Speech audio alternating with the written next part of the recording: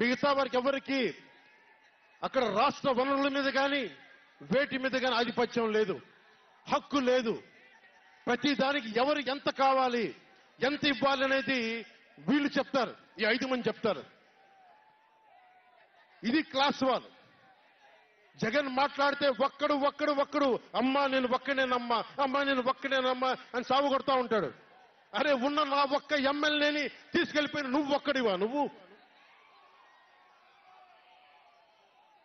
Democracy needs eternal vigilance అంటారు.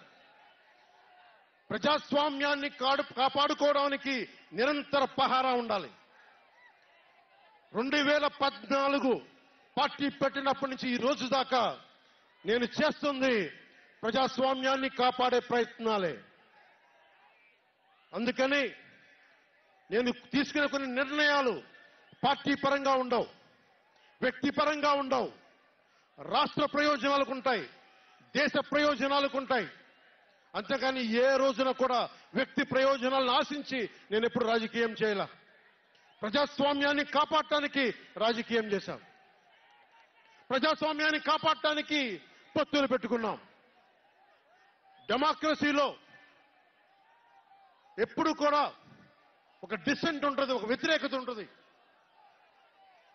Cooperation and confrontation, సహకారం సంఘర్షణ రెండు పక్కపక్కన ఉంటాయి. సంఘర్షించాల్సిన పరిస్థితులు ఉంటాయి, సహకారం ఇవ్వాల్సిన పరిస్థితులు ఉంటాయి.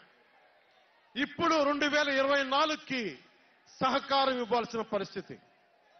మనం సహకరిస్తుంటేనే తెలుగుదేశం జనసేన